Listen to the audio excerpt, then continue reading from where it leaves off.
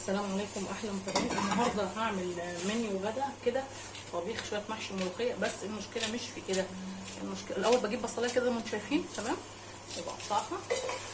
البصلايه بنشوح بس الاعشاب دي اللي هي لورا،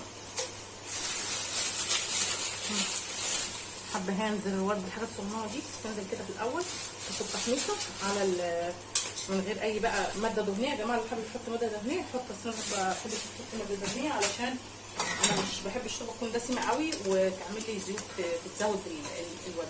بصلايه كده بفرمطها بقطعها تمام، وبعدين طماطمايه كده، طماطمايه بقطعها، وجزرايه دي بتشد الزفاره، جزرايه كده بتشد الزفاره خلاص. وهبتدي بقى انزل بقى باوراق الدجاج اللي عندي. انا ما بعتمدش فراخ كامله والله، عشان ايه دايما كل واحد بيحب يجيب جواته وخلاص وراك دماغ، فبشتري الاوراق كده تمام. بس طبعا 20 اوراق ونقعيها ليله كامله سامعين التش دي عشان تطلع احلى شوربه تمام. بس دي بقى كده كده، ولما تغير لونها اروح حاطه لها ميه ونكعب شوربه. خلاص الفراخ كده بدات تغير لونها وتاخد شكل السلق كده تمام. بحب اعمل الحركه دي دايما، وما بحبش احطها على ميه الاول، لا عشان اطلع منها احلى شوربه. الشوربه تكون دسمه من دهون الفراخ نفسها، ما كترش دهون، مش فرحه دهون هي تمام. خلاص غيرت كده، بنزل بمكعب شوربه زي ما انتم شايفين اهو.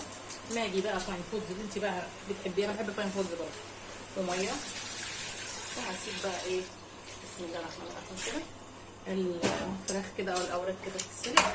وقصتنا بقى النهارده في المنيو الملوخيه ازاي اخرطها بطريقه سهله وسريعه. وطبعا احنا بنحب التخريط، فاحنا هنشوف هنخرط ازاي بطريقه سهله وسريعه من غير ما نتضايق من التخريط. تاني مره بقى نازله كده بالمكعب الشوربه على ورق العنب. الاول انزل بمكعب الشوربه، بعد كده افرخه كده تمام كده اهو عشان اعزز الطعم. بعد كده عصير الليمون على خلي بالك النار قايده، فانا كده مش مشكله، كده التلاجه كانت ساقعه، المحشي كان ساقع علشان انا كنت مبيتاه في التلاجه، لان انا كده بحشيه بالليل وثاني يوم بسويه، لان انا دي حاجات من ضمن المرأة اللي عاملها، يعني حاجات كده حاولي ان انت تتعلميها تمام. بعصر كده ليمون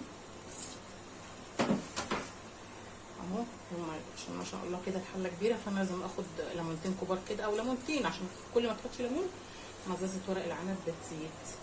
طول ما هي البتاع على النار مفيش مشكله، هي كده السقعيه بتاعت الحله بتروح. فبعصر الليمون كده وحطيت مكعب الشوربه، وهبتدي بقى اسقيها بالشوربه عشان اعمل ورق العنب. احنا طبعا عايزين في ناس بتقول الملوخيه بتبقى التخريط بيبقى ليه رونق وطعم لذيذ، بس الناس بتزهق من التخريط وبتقول يعني التخريط بياخد منهم وقت ومجهود والكلام ده كله. لا ابدا، انا هخليكي تعملي الملوخيه بسرعه الصاروخ وتخرطيها بطريقه سهله جدا. انا كده انا اصلا ممكن ما اخرطهاش، انا ساعات بعملها في الهاند بلندر او الكبه، بس انا حبيت النهارده اكلها مخرطه، فنفسي هفتكر على ان اكون مخرطه. طبعا بسقي الشوربه كده سامعين التش كده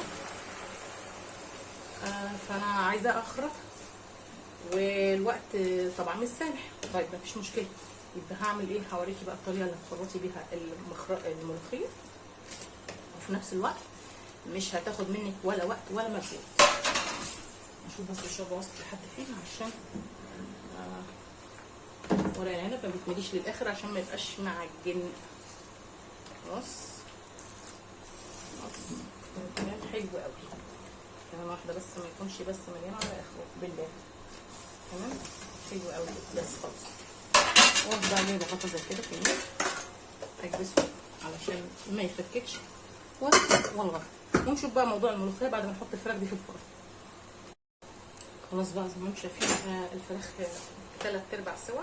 احط الوراك تمام، ابتدي بقى اخرجها كده احطها في الصينيه علشان احطها في الفرن اعملها بطريقه حلوه كده تبقى متحمره، وفي نفس الوقت ما اقعدش بقى اقليها بزيت يعني في مره برده هعملها لكم بيشطار وزيت، هتبقى طريقه جميله جدا. خلاص طلع الوراك كده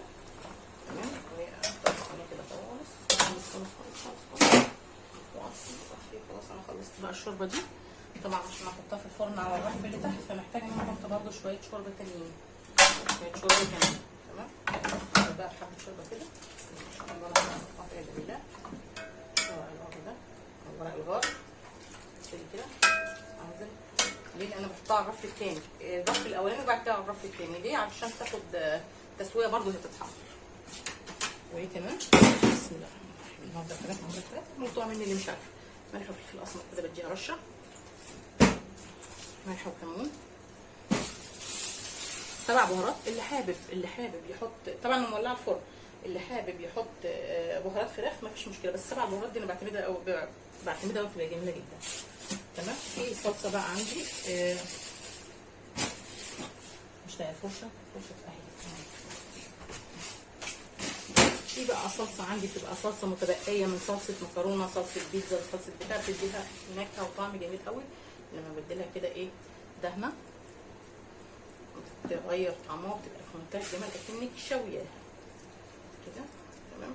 عشان ابين بس الوراك دي، انا عايزه الوراك يكون كله كده محمره في الطريقه دي، بتبقى لذيذه وجميله وما بتاخدش وقت. عندك صلصه اللي هي بيوري مفيش مشكله. عندك صلصه بقى، انا اي صلصه بتبقى عندي من مثلا من مكرونه او بيتزا او اي حاجه، فاروح لما احطها في الفريزر لما اكون بعمل فراخ ولا حاجه عايزه ادوقها في الفرن ومستعجله بعملها، احطهم بقى في الفرن ومولعه الفرن، وبعد كده هنشوي الفراخ بتاعتنا ونشوف هنعمل ايه. طلعت بقى الملوخيه، غسلتها وشطفتها وفضيت منها الهواء كده. طبعا المخرطه بتاعتي مركونه بقالها 2 سنين، فانا نسيت التخريط خالص. انتوا عارفين انا بعملها بالاله بقى بتاعت التخريط اهي. الطريقه دي بقى كده انا نفسي اخد الملوخيه مخرطه. على فكره الملوخيه المخرطه طبعا ده التراث المصري بتاعنا، بيبقى ليها طعم، فعلا عن الهاند بلندر، عن الكبه، عن الخلاط. انا بعملها خلاط كمان، يعني ضربه زر وبطرس. فانا خلاص نفسي اكل ملوخيه متخرطه على التراث القديم المصري بتاعنا، حاجه كده نفسي ارجع يعني الجو القديم بتاعنا ده. شايفين بخلط ازاي؟ في ثواني اهو، مش هتاخد 10 دقايق في ايديا. وهعمل برضه بس ما ظبط هو بقى التليفون بيجي هنا بيتعفرت. الحمد لله. تمام. بكون شايفين كويس اهو في ثواني، ما خدتش 10 دقايق في ايديا. ضربتين كده تطلع تحفه وناعمه وما خدتش ايدي سوا.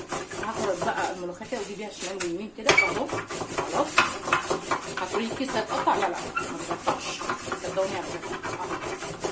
خرطنا الملوخيه اهو، على يمين على شمال، قلبتها يمين قلبتها على ظهرها. بصوا مفيش وانا وقت والله ما فرحتش الكاميرا اهو. 5 دقايق خلصت الملوخيه بتاعتي، هعملها مخرطه واخد احلى ملوخيه مخرطه على التراث المصري بتاعنا. عادي اللي عندها بقى عايزه تعمل هاند بلندر، اللي عايزه كبه، اللي عايزه خلاط، مفيش مشكله، انا بعملها بكل الطرق. بس انا بوريكي لو حابه تعملي تخرطي حاسه انها هتتعبك. في ناس بتقول لك لا ما بحب اعمل ملوخيه بس التخريط بيضايقني. طيب اهو اعتبر انا خلصت. اخلص بقى خلاص الملوخيه الخريطه اهي مفيش ثواني اهي وهنعملها. رفعنا بقى حله صغيره كده على النار عشان نعمل بقى احلى ملوخيه. طبعا مكعب شوربه عشان اعزز برضه الطعم. تمام. وهنزل كده برشه سكر صغيره جدا، رشه بسيطه ما تبانش في الاكل، رشه صغيره جدا عشان دي ملوخيه بتلقط. وملح وفلفل اسمر. تمام.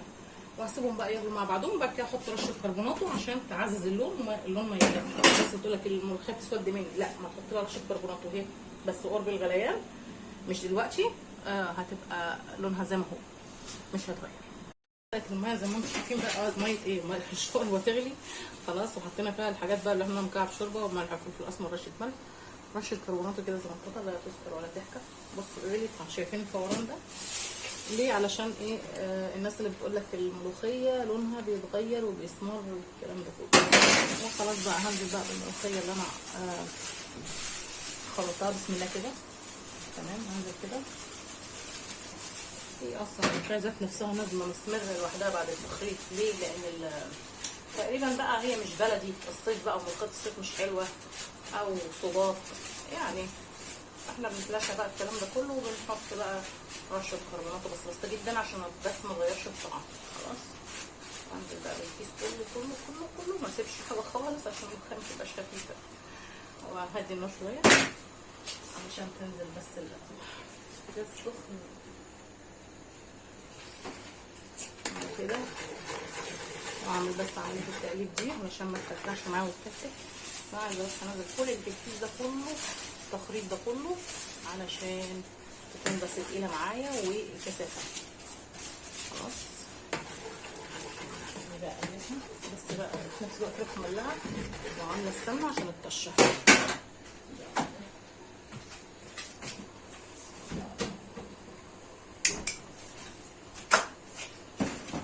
كده.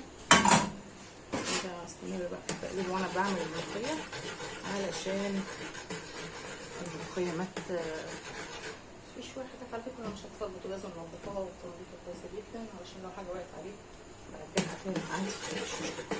لو شلت البوتاجاز هو كويس خلاص. هبتدي بقى اقلب. شايفين لون الملوخيه كويس ازاي؟ من رشه الكربونات الخفيفه، يعني ما تكتريش وتقولي ده طعم الملوخيه لا، على طرف المعلقه.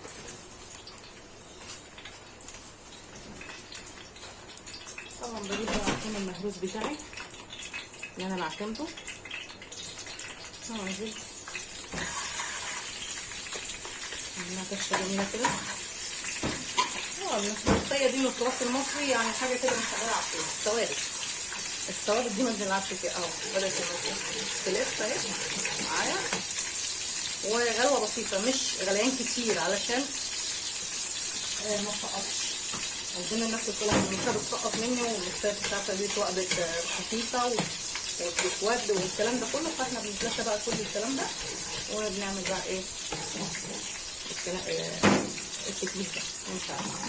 خلاص معايا بدأ ياخد الثوم ده كتير قوي، دايما احط ثوم كتير. يلا خليها الملوخيه ثوم، الملوخيه ثوم. خلاص بدأت لونها اصفر، بنزل بمعلقه تاني كزبره كده تمام. وتبتدي بقى ابتدي احمصها مع بسم الله الرحمن الرحيم مع الملوخيه كزبره.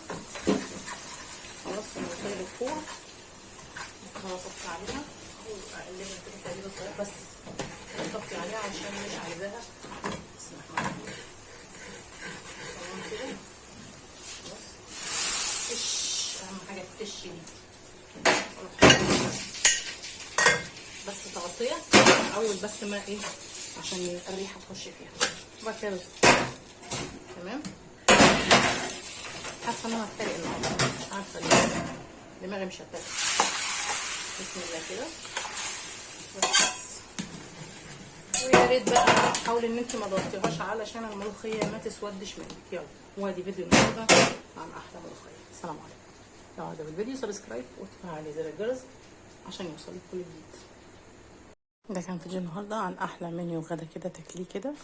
شويه ورق عنب كده وملوخيه خضراء اهي زي ما انتم شايفين اهي، لونها ما اتغيرش وزي الفل ولا مسقطه ولا مرقده، مع فراخ مع شويه طماطم كده بس مش مخلله. اللي حابب يعملها مخلله مفيش مشكله عشان قبلها بس بخفها شويه، مع شويه عيش بلدي. والحمد لله. لو عجبك الفيديو سبسكرايب وتفعلي زر الجرس عشان يوصلك كل جديد.